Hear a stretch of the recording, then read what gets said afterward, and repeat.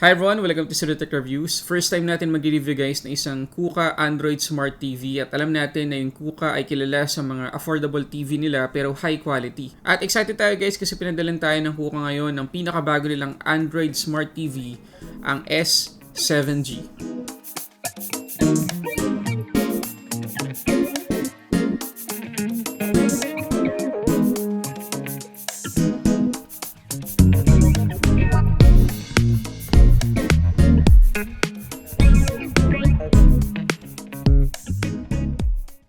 Okay, so before tayo mag-start guys, gusto ko muna kayo i-invite na mag-subscribe dito sa channel natin at i-click nyo na rin yung notification bell dyan sa baba para ma-notify kayo sa mga susunod nating uploads. At special thanks sa Coocaa Philippines sa pagsasend ng TV na i-review natin ngayon. At bago natin i-unbox, pag-usapan muna natin yung presyo at mga offerings ng Coocaa para sa TV na to. So magiging available yung S7G sa September 27 for 11,990 pesos. At sa September 27 din, meron sila magagandang offering sa atin.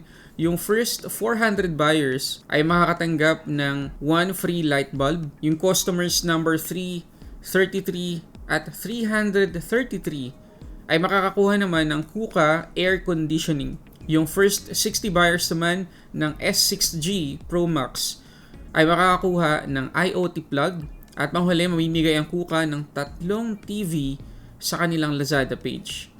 Kaya kuha ko sa inyo guys, i-follow nyo na yung Coocaa sa Lazada account ninyo. Okay, so unbox na natin itong S7G. Pagkatapos nating mailabas sa box, kailangan nating i-screw yung mga stand niya. Nakakatuwa lang kasi may nakalagay na letter sa bawat stand para alam mo agad kung saan mo ilalagay yung bawat isa. Ang gandang detail nun. Tanggalin na natin ngayon yung mga plastic sa bawat side.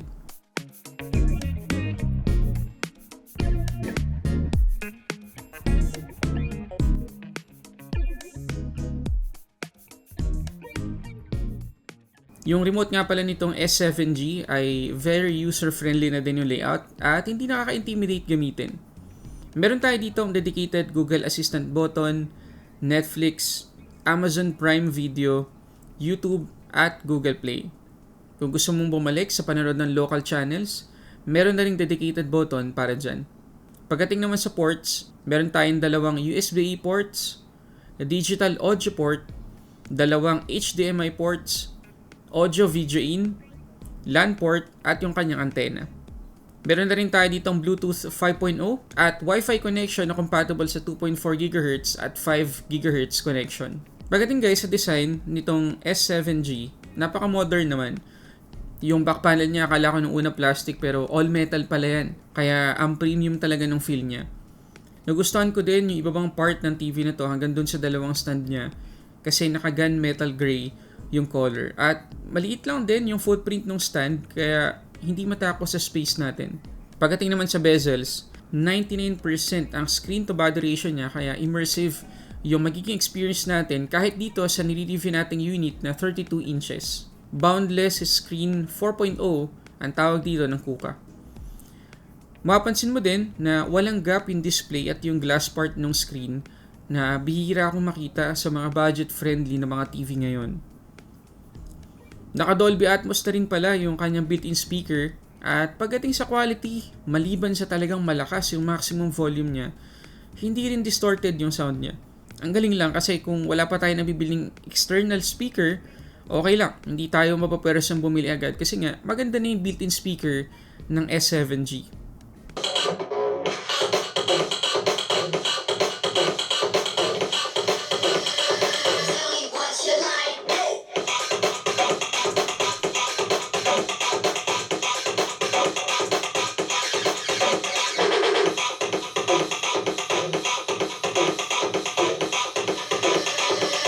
Napakadali lang din i-setup itong S7G and actually normal na Android TV setup lang din yung gagawin natin dito.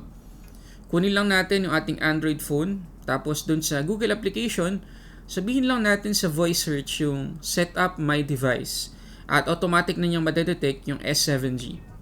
Confirm lang natin na tama yung code na lumabas sa phone at sa TV natin. Piliin natin yung Wi-Fi kung saan natin siya gustong i-connect at yun na yun. Pagkatapos kong i-setup, pati na yung YouTube at Netflix ko dito, eto na yung home screen natin.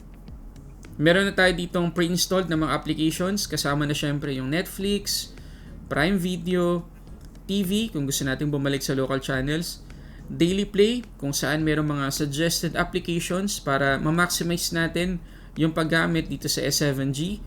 Syempre nandiyan ang YouTube, Google Play Movies, YouTube Music at Play Store. Nandito na din yung mga recommended movies at videos sa Netflix at YouTube. Oo nga pala guys, naka-Android 11 na tayo dito out of the box, kaya latest na latest yung OS natin, kaya panatag tayo pagdating sa privacy, security at syempre performance. At dahil Android 11 na, yung operating system natin dito sa S7G, meron tayo ditong I/O wrap. In a nutshell, feature to ng Android 11 na magpapabilis sa startup o pagbukas ng mga application. Idagdag pa natin na meron tayo ditong 1GB of RAM at 4GB of internal storage. Kaya pwede talaga tayo magdagdag ng mga applications from Play Store, kagaya nitong game na pinapakita ko ngayon. Pwede natin i-connect din yung wireless gamepad natin para mas ma-enjoy natin yung gaming experience. Meron na ring voice control yung kanyang remote, kaya pwede tayong mag-ask kay Google ng kahit ano dito. At kita nyo naman, mabilis yung pagbigay niya ng sagot sa atin dahil na rin syempre sa quad-core CPU niya.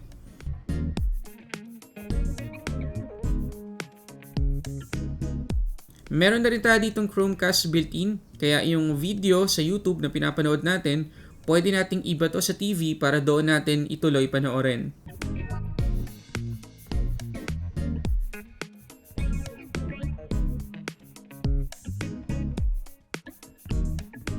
Kahit nga yung mga photos or videos sa gallery natin, pwede rin natin i-cast dito sa S7G.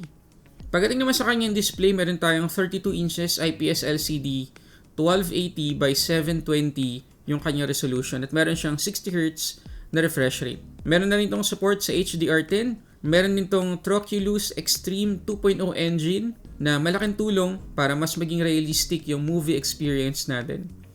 Marami din tayo ditong picture mode. Kasama na dyan yung game mode if ever na magigames tayo dito. O di naman kaya yung energy saving mode para of course makatipid tayo ng kuryente.